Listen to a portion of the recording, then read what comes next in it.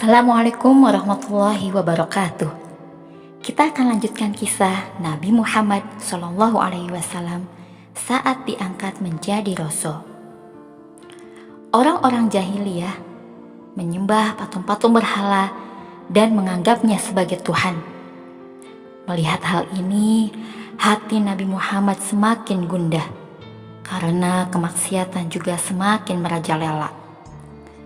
Untuk menenangkan hati, Nabi Muhammad mengasingkan diri selama beberapa hari setiap bulan dan sepanjang bulan Ramadan. Sampai suatu ketika, saat usia Nabi Muhammad menginjak 40 tahun, datanglah malaikat Jibril menemui beliau di Gua Hiro. Nabi Muhammad amat terkejut melihatnya.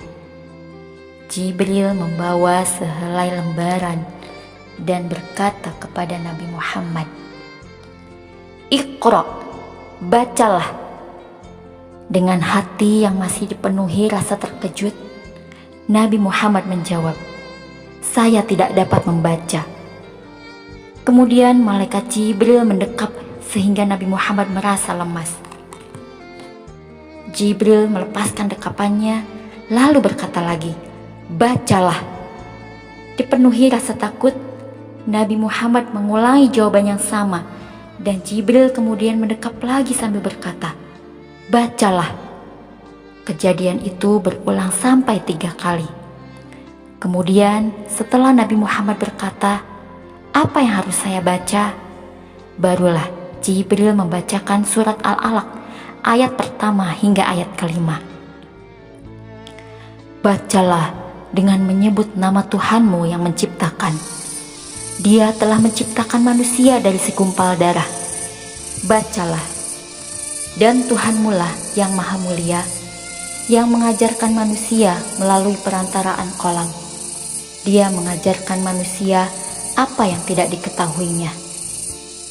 Setelah mengucapkan bacaan itu dan Nabi Muhammad mampu menirukannya, malaikat Jibril pun pergi meninggalkan Nabi Muhammad dengan hati yang terhujam firman Allah tadi. Nabi Muhammad gemetar dan berlari keluar gua. Dengan jantung yang terus berdenyut keras dan hati berdebar ketakutan, beliau pulang ke rumah. Khadijah segera menyelimuti suaminya yang menggigil kedinginan. Setelah rasa takutnya mereda, Nabi Muhammad menceritakan semua yang telah terjadi. Bunda Khadijah lalu menenangkan Nabi Muhammad dengan kata-katanya yang menenteramkan hati suaminya. Hingga akhirnya Nabi Muhammad pun tertidur lelap. Sejak saat itu berakhirlah kehidupan tenang seorang Nabi Muhammad. Mulai saat itu kehidupan penuh perjuangan keras dan pahit akan dilaluinya sebagai seorang Rasulullah, utusan Allah. Sekian kisah Nabi Muhammad SAW.